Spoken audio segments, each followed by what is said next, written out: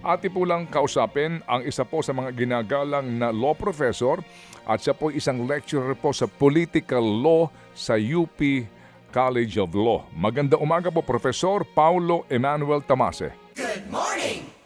Hi, magandang umaga po, Ted at sa inyo mga taga-subaybay. Salamat na marami. Una, ano po ang inyo pong pananaw sa nangyari pong kilos ng dating minority sa Senado at kahapon nga po sila po ay nagsesyon, nagdeklara po ng quorum at ang mga pangyayaring ito hango po sa inyo pong pag-aaral sa batas? Well, pag tinignan naman kasi natin yung saligang batas natin, no, may dalawa kasing provision na relevant doon sa nangyari kahapon. Una ay yung sinasabi natin kahapon na yung quorum provision ng ating saligang batas na nasa Article 6, no, ukol sa Senado. At pinag-uusapan doon kung ilang kasapi ng Senado ang kailangan dumalo upang makagawa or mag-conduct sila ng kanilang business. I think yung naging common understanding kasi natin ay binibilang natin yung quorum doon sa 24 no, na members natin ng Senado. Pero batay doon sa nangyari kagabi, mukhang ang interpretation nung ngayong bagong mayorya ay i-exclude natin doon sa bilang ng 24 yung isang senador na si Senator De La Rosa na hindi naman natin alam kung nasaan ngayon at hindi maa-aresto for it, at si Senator Jinggoy Estrada na ngayon ay under detention, no, para sa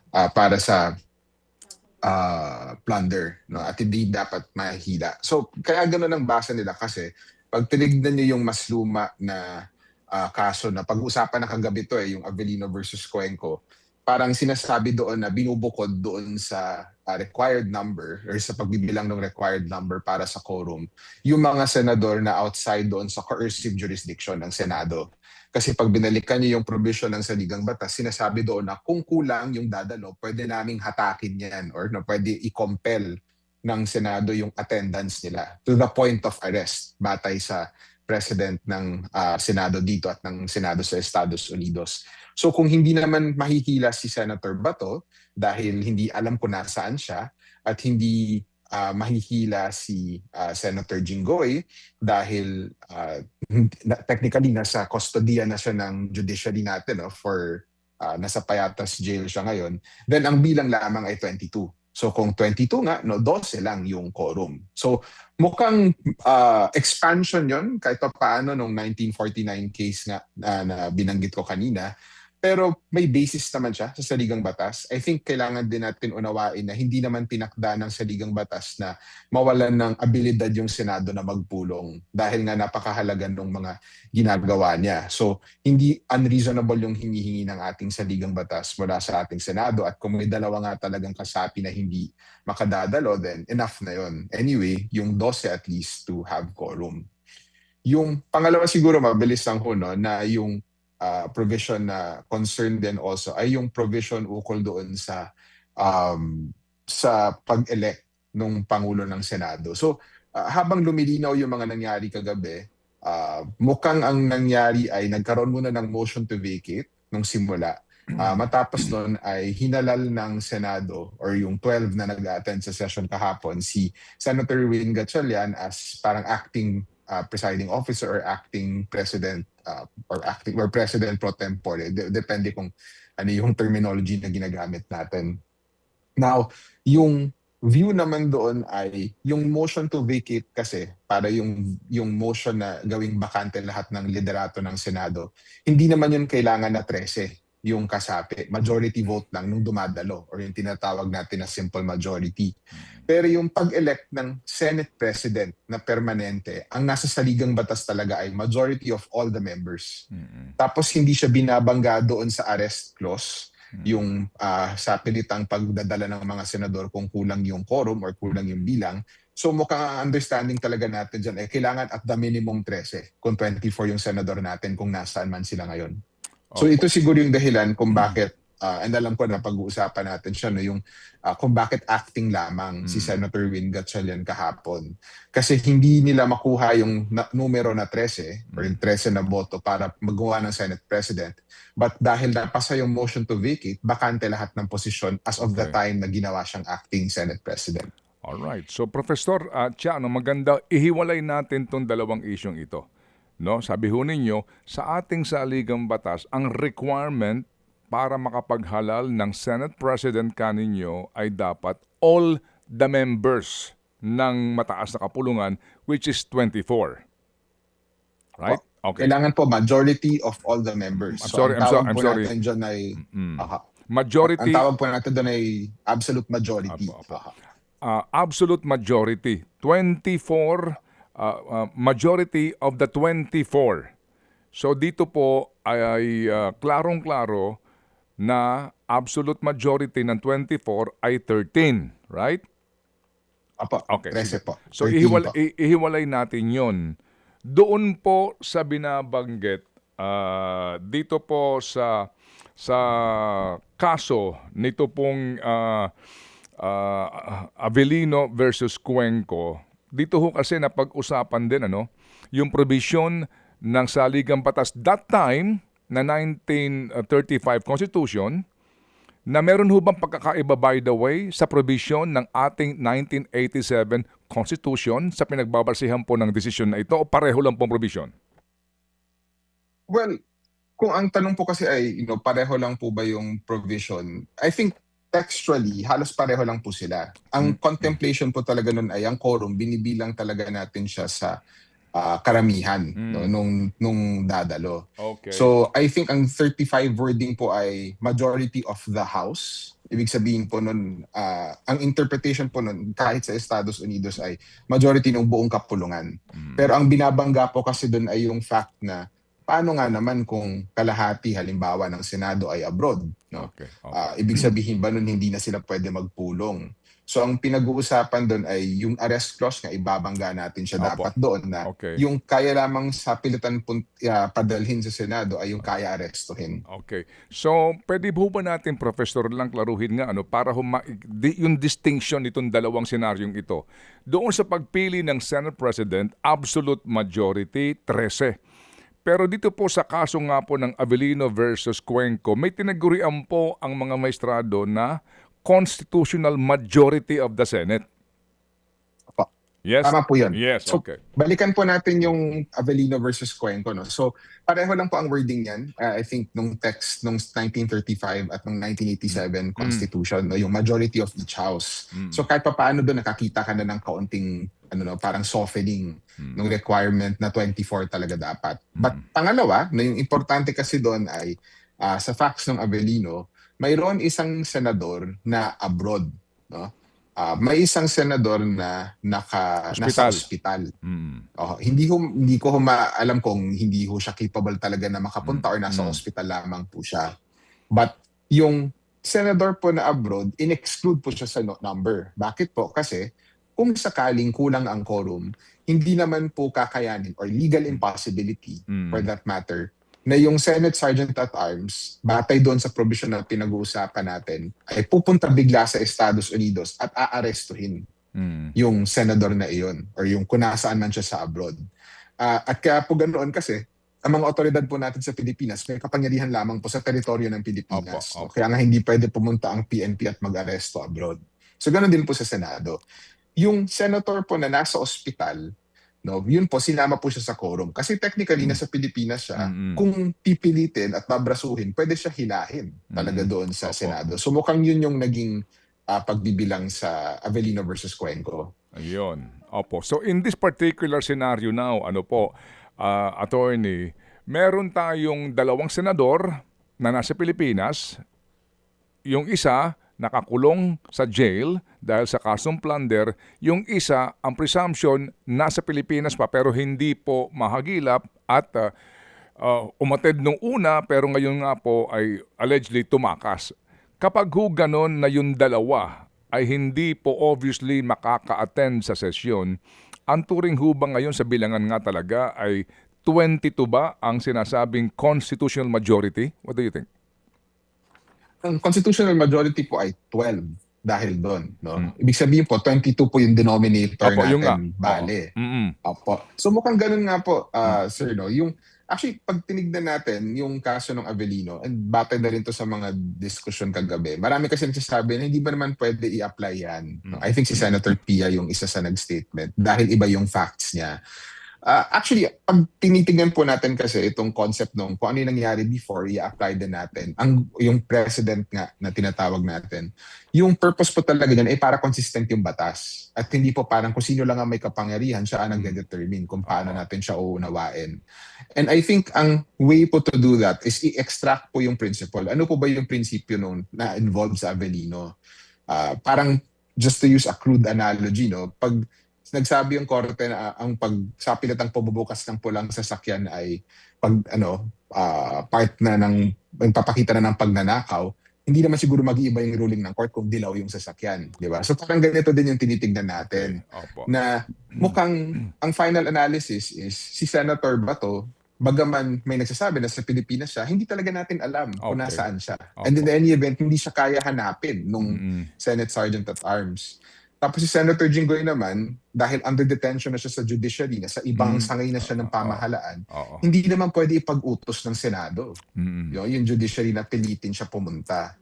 Yung Opo. isa pa hong mabilis lang no, na president na tinitignan nila ay yung nangyari nga noong 2015 na I think 4 na senador yung out of the country, 3 senador naman yung nasa kulungan. So ang sabi ho ng Senado noon, 17 lang yung denominator natin. And therefore, sapat na yung 12 para Okay. magsimula ng session. Opo. In other words, attorney, para ho mas klaro, una, yung pong mga nagke-question na iba yung saligang batas noon sa saligang batas ngayon, pag binasa niyo po sila parehong-pareho po yung wordings nito. The same lang. Yung same. So wala kang question dyan. Yung pinagbabasihan po ng desisyon ng Supreme Court noon ay pareho lang po actually sa mga salita at teksto ng saligang batas ngayon. Pangalawa, ito pong binabanggit po ni attorney na maaring iba yung pong mga sinasabing sirkumstansya noon, pero po yung pong legal principle pareho lang. Tama po, attorney? Pareho po yung principle. Yon, okay. Malalim po yung ng korte doon na hindi naman natin nire-require yung saligang batas natin na parang mapawalang visa effectively dahil yung Senado lang ay hindi makapagbuo ng number na hindi naman kaya nila mapilit dahil nga may, at least in that case, no, isang senador na nasa labas ng Pilipinas. Opo, okay. So ngayon po, mga kapatid, tanungin natin si attorney sa nangyari actual kahapon. Hindi na naman po sumipot yung pong majority at yung presiding officer. Pati po yung pro temp at majority leader na maaari po maging kumbaga ipapalit sa kanya. So kahapon po meron doong 11. Dumating yung isa nag-12. Tumayo si Win Gatchalian at siya po ang nag-preside nito. And then nagpa-roll call siya. Pagkatapos niya nung nag-roll call, sinabi po na may quorum. Kasi nga po, ito yung requirement na binabanggit nga po ni attorney kanina, yung 12 ay enough na para po magdeklara ng quorum, hango din po sa itong pinag-usapan natin na jurisprudence, yung Avellino versus Cuenco. Pagkatapos nun, nagdeklara sila na all positions vacant, meaning kasama dyan yung SP, di po ba, attorney? Tama po. Yun po yung isa pong in advance ng kasalukuyan na mayorya upang sabihin na wala na po yung kahit si Senate President Cayetano mismo ay wala na sa pwesto. So siya senador pa rin pero hindi na siya SP. Pati po ang lahat na ng posisyon, pro temp, majority leader, lahat ng mga committee din po, mga kapatid, nawalan na po ng saysa yung mga kanila pong unang mga posisyon na yon kasi nga ang majority na po ang bumoto po tungkol dito. Yun po, may legal basis yun. Tama po ba yun, attorney, legally? I think legally tama po. No? So, hindi po ganun kalinaw sa saligang batas. Yung saligang batas po, hindi naman niya pinag-uusapan yung manner ng pagtanggal ng isang Pangulo ng Senado or Senate President. Sinasabi lamang niya kung paano po yung pamamaraan ng paghalal sa kanya. So, kung ganoon po, ang default po, no, wala po sa saligang batas, ay titignan natin yung rules ng Senado ngayon.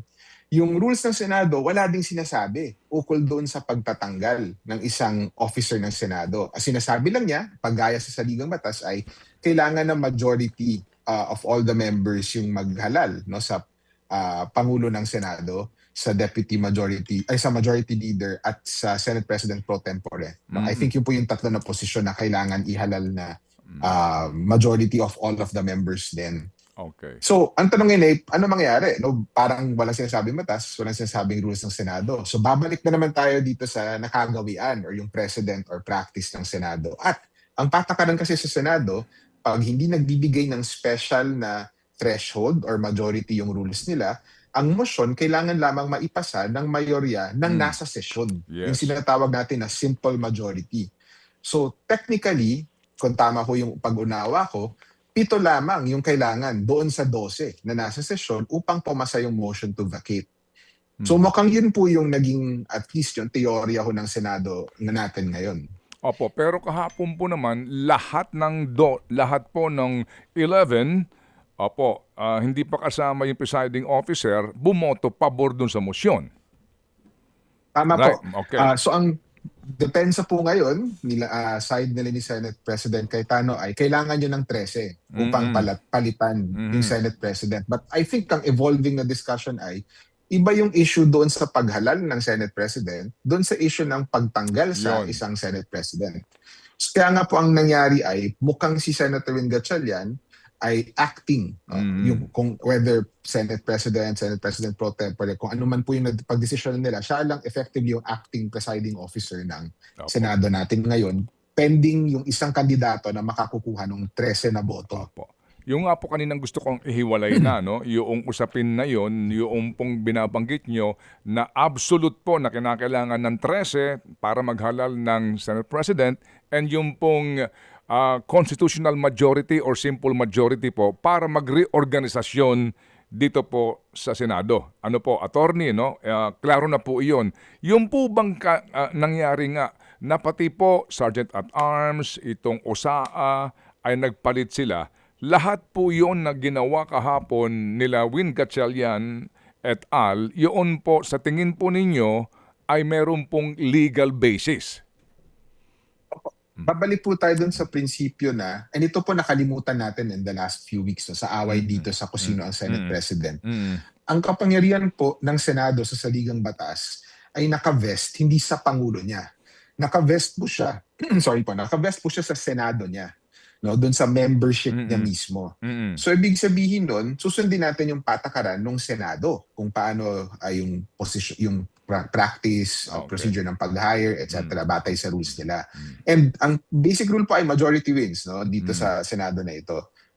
But simple majority lang po in most cases. Hindi po yung absolute majority na pinag-uusapan natin kanina. So mukhang valid po yung pagpapalit ng mga na hindi lamang po ng officials ng Senado mismo, no, but yung mga officers po niya sa iba't ibang bahagi o iba't ibang division niya, yung bureaucracia ho niya. Mukhang valid po or may basis po iyon. Opo, kasi nga po ang itong mga gantong posisyon ay pinagbobotohan din on plenary sa Senado. Hindi lang ito appointment ng SP sa kung kanino, pero ito ho kasing OSAA at saka yung Secretary General po pinagbobotohan mismo ng buong plenaryo.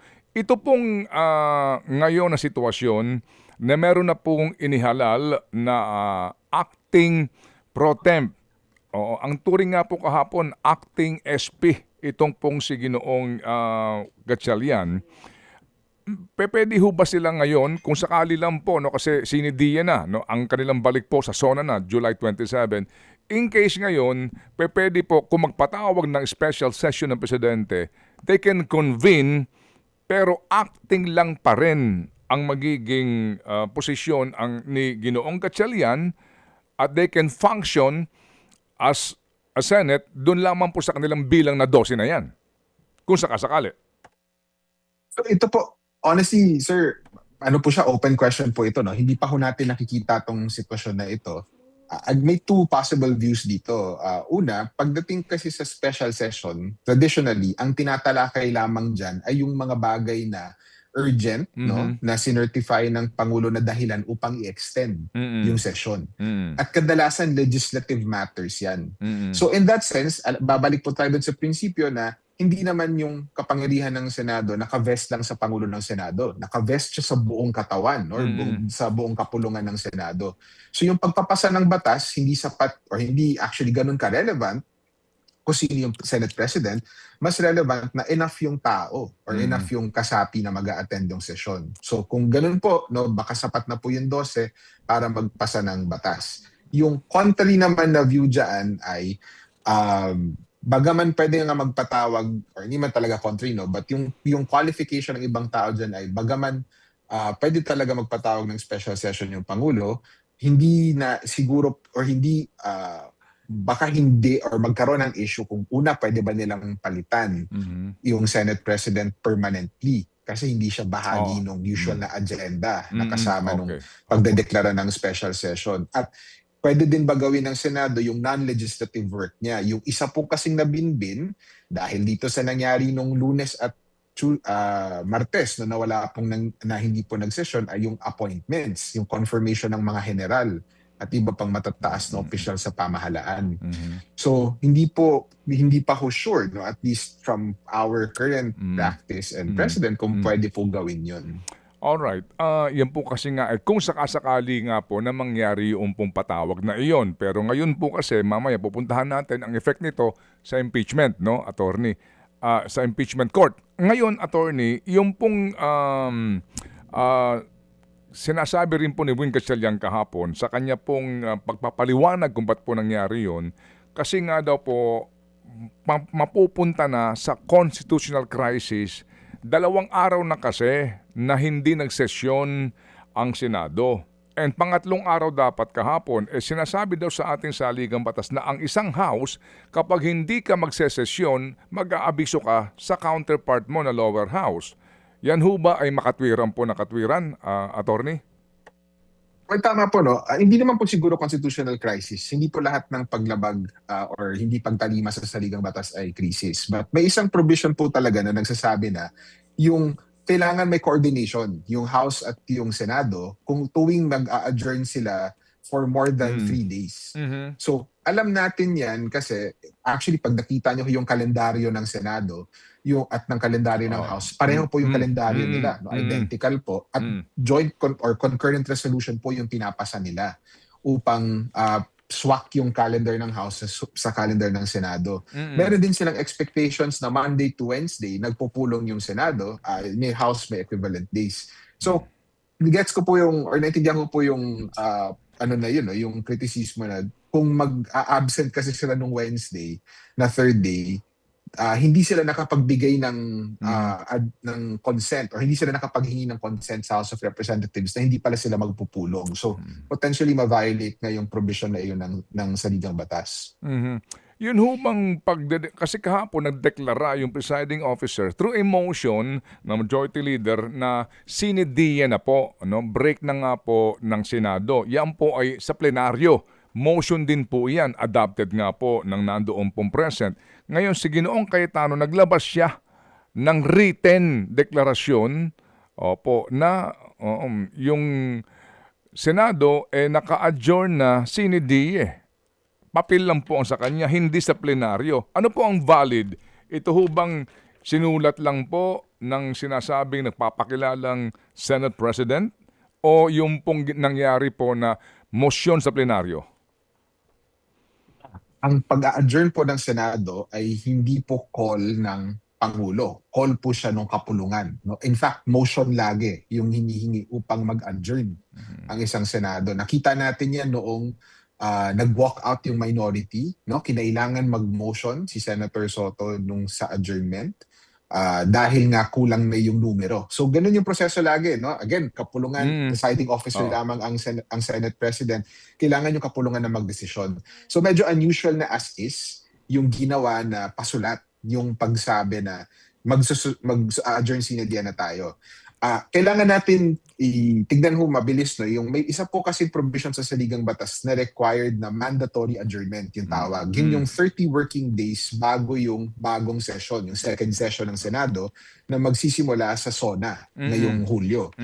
So, ang mandatory adjournment po, hindi pa ako nagkakamali, no? Yung mandatory adjournment po ngayong taon, yung kalendaryo ay June 5 sa Biyernes pa ho. Except na ang patakaran nga at kalakaran sa Senado ay Monday to Wednesday ang session. So kung nagdesisyon na po yung Senado na adjourned na sila sine die, potentially okay lang po yun. No? Pero kung si Senate President Cayetano kasi nagsulat lang para lang sabihin na adjourned na tayo on Wednesday, ababaw kailangan po pagbotohan no, ng session yun dahil technically ongoing pa yung calendar at yung session hanggang bukas. No? Pwede pa sila actually magpulong hanggang bukas. Parang nag-early dismissal lang sila kahapon. Opo, hindi actually ho, sabay lagi yan no? Nag-uusap po yan dalawang kapulungan kasi kagabi din po, nag-adjourn na rin po ang kanilang counterpart. Sinidie, no? In preparation nga sa second regular session na magsisimula po sa SONA ng Presidente on July 27. Ngayon, attorney, yung pong nangyari na hindi pagsipot ng majority senators dati para ho magsesyon nang walang abiso nga daw po doon sa minorya officially. And then yung pong sinasabi na hindi sila sumisipot. Ang katwiran po ni Ginoong Cayetano is to para daw ho ipangalandakan ng independence ng Senado, yung pong kanyang katwiran sa kanyang mga Facebook live.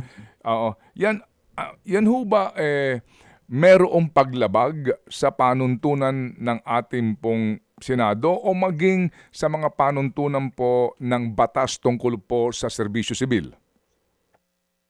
Sa palagay ko po, meron pong violation. No? Una, pagdating doon sa rule nung patakaran na dapat hindi na lang po pumasok yung mayorya, no? Yung lumang mayorya ng walang abiso, mukhang paglabag po yun sa rules ng Senado mismo. Sa patakaran po kasi nila, pwede po talaga mag-postpone ang Senate President ng session, ngunit kailangan niya konsultahin yung minority leader at yung majority leader. So mahalaga yung minority leader doon kasi ang iniiwasan natin at ang buong spirito ng patakaran ng Senado ay to ensure debate or to ensure participation and discussion. At kadalasan, kung hahayaan yung arbitrary na pag-cancel ng session, ang magiging epekto nun ay mahihirapan or magkakaroon ng pagkakataon potentially yung minority na masya-shock out sila. Kasi hindi nila alam bigla na walang session, no? Baka meron silang gusto sabihin sa privilege speech tapos ika-cancel na lang bigla. So designed yung rule na iyon to ensure na pwede tayo hindi magkasundo sa maraming bagay. Pero pagdating sa patakaran at dito sa pangangailangan na magkaroon ng session, dapat agreed tayo lahat regardless kung ano yung side natin. So sa rules ng Senado mukhang may issue na po. Mas malaking issue po for me sa saligang batas. Kasi wala naman pong direction sa saligang batas na araw-araw magpupulong yung Senado. Pero ang indikasyon po talaga niya ay dapat nagtatrabaho ito at ang trabaho ng Senado, bagaman may committee hearings, may iba-iba pa ho silang ginagawa outside of yung session, yung kapangyarihan po niya na-exercise talaga sa konteksto ng session. So mahalaga po actually yung pag-attend at pagdalo doon sa ating mga session. So kung wala pong dahilan yun or wala pong reason for it, then I think paglabag po siya ng saligang batas, ng struktura ng saligang batas, maging yung intent or yung spirito ng saligang batas natin. Now, hindi po ibig sabihin nun na actionable po yun sa korte. Hindi po ibig sabihin dahil lang nailabag ang saligang batas ay meron ng karampatang civil service penalties, etc. In fact, ang long practice ng Senado ay yung mga absent na senador binabayaran pa or sinesweldohan pa rin.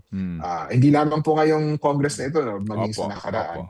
So baka hindi naman po magkaroon ng at least violation ng civil service laws. But definitely sa trabaho, sa duty, sa mandato ng Senado, mukhang may impact po yung hindi pagdalo na lang ng session. Opo, doon sa kanilang oath na binigkas, di ho ba, bilang mga senador, no? May oath ka kasi dyan yung paglilingkod mo nga, no? Na inaasahan na serbisyo sa taong bayan. Yung punto ng dereliction of duty na sinasabi ng iba.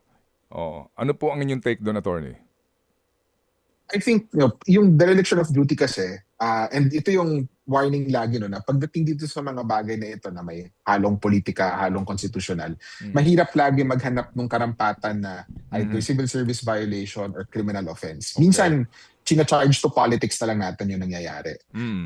And ang reminder para sa ating mga mamboboto ay minsan hindi sa batas hinahabol yung accountability or pananagutan, minsan sa balota. No? Kailangan bumoto ng mas maayos. So, yung dereliction of duty po, hindi din po ako parang confident na pwedeng i-argue yun. Kasi nga po, may tradition talaga yung Senado na hindi naman nila hinahabol yung absent. So technically, yung pag-boycott ng mayorya, 12 po sila or 13 sila na absent that day. So hindi naman po siguro yun, or baka hindi po siya humantong sa isang administrative na charge. Okay. Attorney, yung pong paghahalal sa mga bagong committee chairman, kahapon po naghalal ng bagong chairman ng Blue Ribbon Committee. Kung ang ating pong presumption, legally, valid yung naging reorganisasyon kahapon, so hindi na po chairperson si Pia Cayetano ngayon, pati po ang ilang pong mga vice chairperson. So kung si Erwin Tulfo po ang kasalukuyang chairman at kung tama yung kanyang appointment, legally, hindi pa rin ito nakakapag-organisa, di ba? Kasi you have to organize and appoint and elect members and vice chairman ng committee on plenary actually. Hindi nangyari yan kahapon eh. Siya lang po ang nahalal bilang bagong chairman. So in the absence po noong pong formal na komposisyon ng Blue Ribbon Committee, even nung una pa na Pia Cayetano Committee, ngayon po kay Erwin Tulfo, may hearing silang gagawin today and on Monday po daw. Anong take niyo po doon? Ano ba? Yun ho ba'y valid? Ang sense ko po ay valid pa rin to, no? Potentially valid, at least yung sa Monday. Yung today po may issues na po dahil bakante na po eh.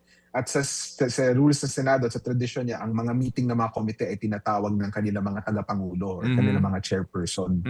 Now, siguro nagtataka po yung mga nakikinig or nanonood na bakit po pwede ba magkaroon ng committee na isa or dalawang miyembro lang sa Senado? At ang sagot po ay opo. No? Kasi yung Senado po natin, maliit po sila, 24 lang po ang members nila. So sa kasalukuyang patakaran naman po nila ay pwede magdaos ng hearing. Bagaman, I think, 2 minimum na member na present. No? Nakikita natin nila, pag nag-attend tayo ng Senate Committee hearings, nagririgo doon minsan yung second member na nag-attend. So yun po yung isang example na yung mga unique practice at tradisyon ng ating Senado. Okay. Opo. Kasi nga, dati si Senator Dick Gordon sila mag-isa sa hearing niya. Hindi ho ba? Madalas natin napapanood yun.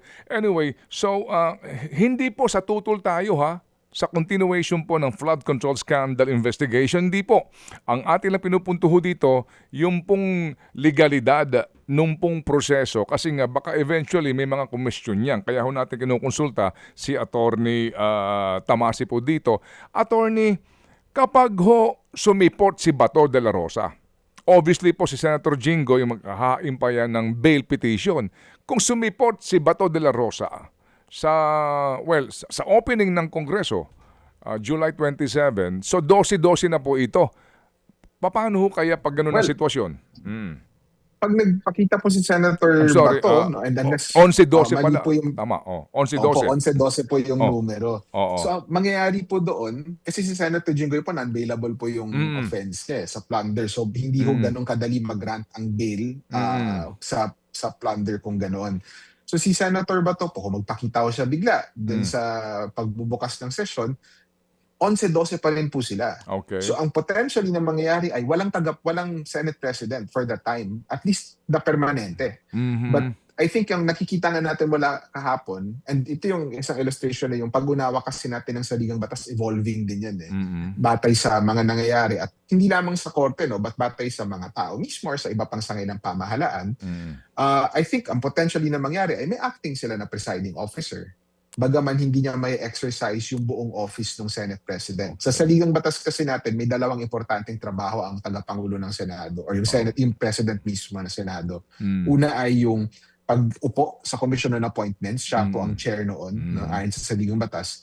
At pangalawa ay nandun siya sa line of succession in case mabakante yung Pangulo at Vice President ng sabay. Pero kung remote naman po at narrow naman po itong senaryo na ito, wala pong dahilan upang hindi magpatuloy ng pagfa-function ng ating Senado as long as mayroon silang quorum at as long as mayroon silang at least acting presiding officer kung hindi nga po maayos itong gulo nila sa kanilang leadership. Sa July 6 daw, although ito ho ay hindi officially hindi po ito, wala itong written na anuman pong manifestasyon no sa deliberasyon ng impeachment court or even sa plenaryo na July 6. Yun daw pong simula ng impeachment trial proceedings. Assuming po na July 6, kapag ho ganito ngayon na nagkaroon ng pagbabago sa leadership ng Senado, who will preside the impeachment court? Well, hindi naman po pinoprovide ng saligang batas po na kailangan Senate President mismo ang mag-preside. But generally, dahil sa Senado po yung kapangyarihan na mag-preside doon po sa paglilitis, kung sino po ang acting presiding officer niya.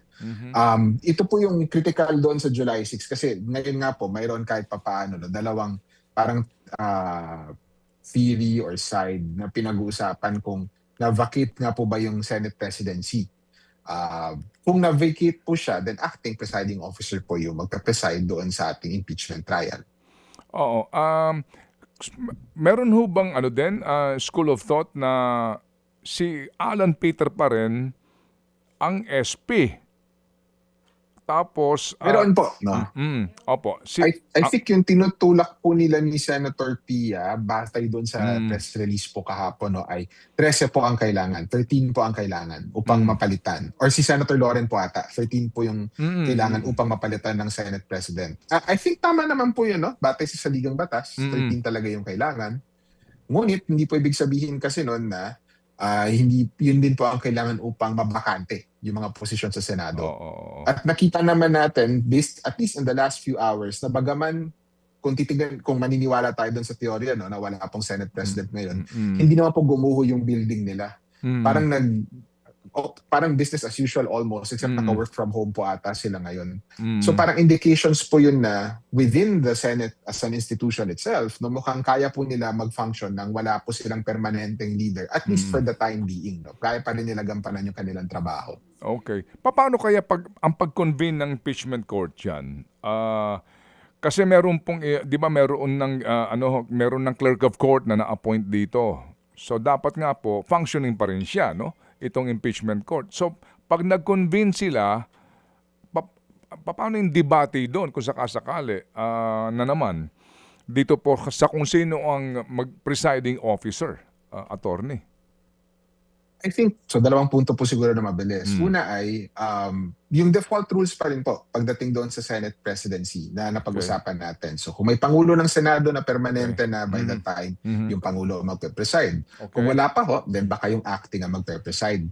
But yung pangalawang punto po siguro ay, para sa stabilidad ng institusyon, maganda din po actually na magkaroon na ng permanente na Senate President. Kasi hindi lamang yung pagsagawa or pagpapasa ng batas yung potentially maki-question. May risk bigla na valid ba yung ginagawa ng Senado? Valid ba sila nag-hearing or nag-meet? May questions din na lalabas sa impeachment. At yun, mas political yun. So usually, kailangan natin ng maayos na Senado, nagpa-function na Senado, upang magkaroon ng kumpiyansa doon sa hatol nila, whether guilty or not guilty man po yan. But will this be a ground for the camp of the Vice President to go to the Supreme Court and question the validity of the impeachment court kung sakasakali na humingi sila dito ng restraining order na huwag niyo munang ituloy yan kasi hindi pa natin alam itong contentious issues sa leadership ng Senate?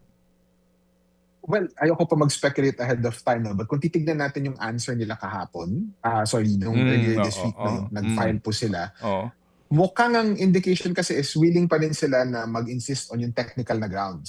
Parang mas doon pa rin po nakakapit yung answer nila kaysa doon sa ebidensya. So pwede po natin i-expect yan. No? May 4 na pong pending petition si Vice President Duterte at mga kaalyado niya sa korte. Mukhang willing naman po sila bumalik sa Korte Suprema upang questionin gamit itong technicalities nito yung proseso. Ang warning ko lang po ay baka hindi po maganda para sa bansa yan. Siyempre, trabaho po na abogado nila yan. Best possible way na i-depensa. Pero mahalaga po kasi yung truth-telling function ng impeachment. So, mas mabuti na manatili yan sa Senado at doon natin talakayin yung ebidensya. Opo. Attorney, yung pong kasing sinasabi niyo na mas mainam maghalal sila ng permanenteng SP, sa umaga pa yan ng July 27, sa opening ng regular session. Ano ang legal remedy? Kasi ngayon, expectedly, ano po, itong new majority, magtutuloy-tuloy lang sa kanila pong sinasabing mga nombra ngayon, no?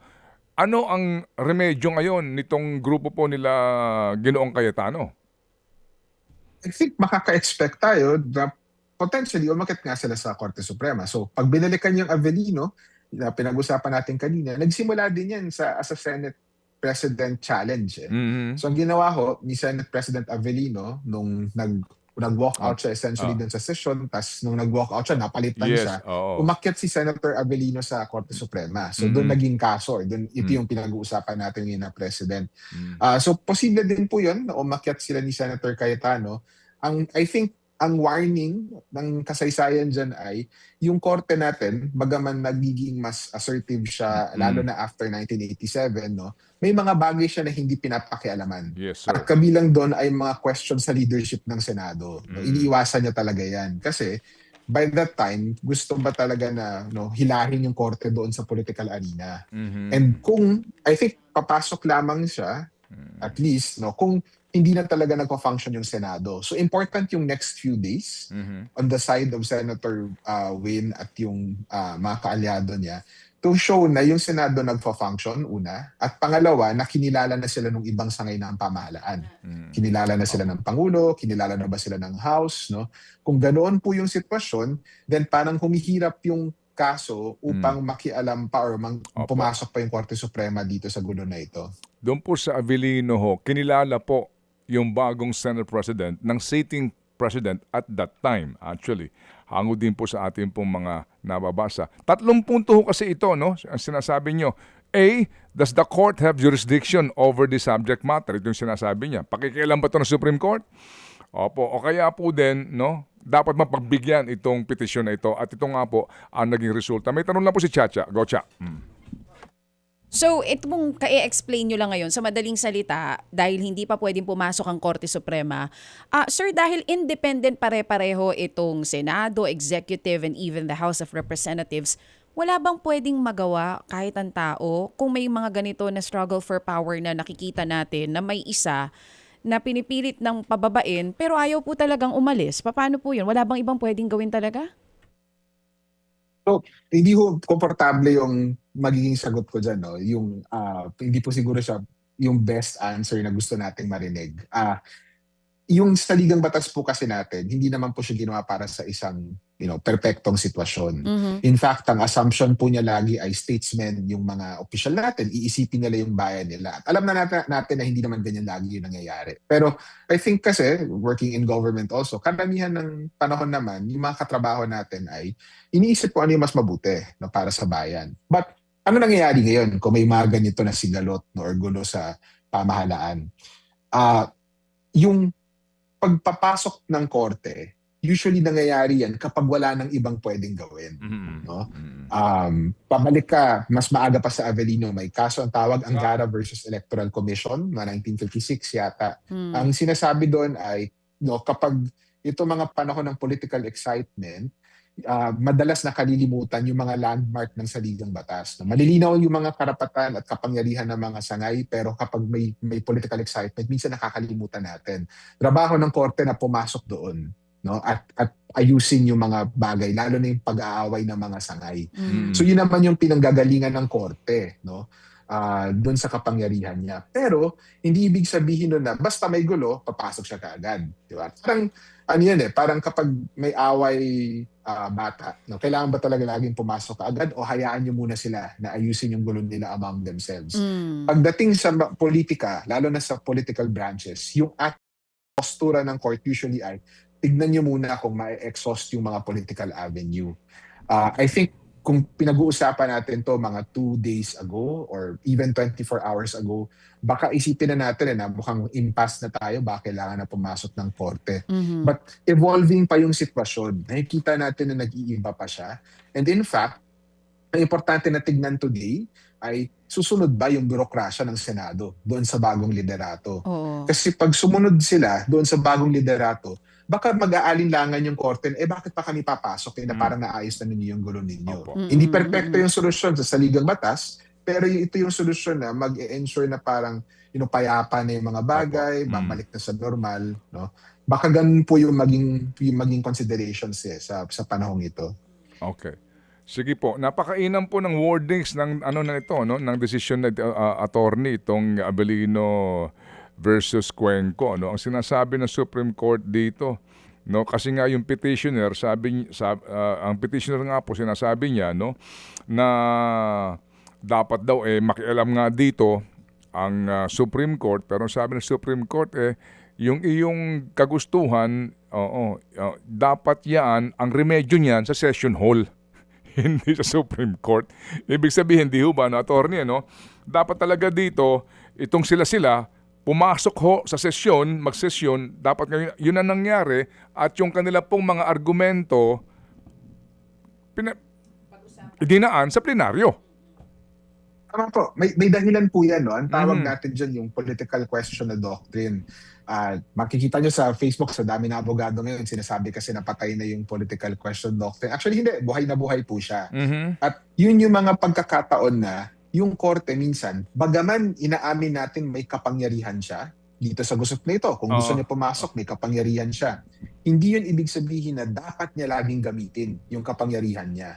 Kasi meron siyang pinapangalagaan na mga iba pang konsiderasyon. So ang takot lagi dito sa political questions na ito ay kung pumasok yung korte dito sa sigalot na clearly political yung nangyayari. No? Mag-iiba ba yung tingin at respeto natin para sa korte? Na parang namili siya ng isang kampo. Tama ka, mali kang kabila. When I think sa saligang batas at sa practice mismo ng Senado, hindi ganoon kalinaw yung sitwasyon. No, parang hindi ganoon kaklaro yung batas. Kaya nga mahaba yung mga diskusyon ukol dito sa nangyari kahapon. So, kung ganoon, baka mas mainam para sa korte at mas mainam para sa lahat na tignan muna natin yung next few days. No? Magko-coalesce ba yung kapangyarihan around kay Senator Win Gatchalian? Meron bang mga senador na potentially lilipat din doon sa kampo niya? Yung bürokrasya ba ng Senado, kikilalanin yung bagong liderato? Yung mga ibang sangay ng gobyerno, sino yung kikilalanin nila na Senate President or Acting Senate President? Yung mga factors na iyon, no, pumapasok yun doon sa issue na tinatawag natin na ripeness. Hinog na ba itong dispute na ito bago pumasok yung korte? So parang may timing na consideration na tinitingnan din. Tsaka yung Senate staff, kung sino susundin nila, no? Anyway, sige. Sige. So, attorney, salamat mo na marami. Napahaba po ito. Bagamat sa ibang mga tao po, no, ang pag-unawa po dito siguro ay depende sa kung anong kulay sa politika. Pero ang pinag-usapan po natin, academic discussion po ito. Ito po ang inyong itinuturo sa inyong classroom. Ano po, yung interpretasyon nitong naturang jurisprudence po at ang binabanggit nga po ninyo na provision sa ating saligang batas vis-a-vis the rules of the Senate. Attorney. Opo, minsan po hindi po laging pabor sa own political views natin, yung batas o kung ano yung totoong sitwasyon. Pero commitment po na akademiko yun sa katotohanan. So kung ito lamang po yung sinasabi ng mga dokumento na inaaral natin at nababasa naman ng lahat, then trabaho po natin actually na kilingan yun. Opo. Attorney, muli po salamat na marami sa inyo pong panahon at pasensya po sa aming programa na maipaliwanag po ang napaka-importanteng isyong pambayan. Thank you, Attorney. Maraming salamat din po. Magandang umaga. Thank you, Attorney Professor Paulo Emmanuel Tomasen. Mga kapatid, patuloy po kayong tumutok sa 105.9 True FM para sa totoong balita, impormasyon, music and entertainment. Mag-subscribe sa aming YouTube channel at podcast at sundan nyo kami sa Facebook, Instagram, X at TikTok sa True Network PH. Bisitahin din po ang aming official website, truefm.ph. At panoorin din kami sa True TV Signal, Channel 19. Kami po ang 105.9 True FM. Laging true sa'yo, kapatid.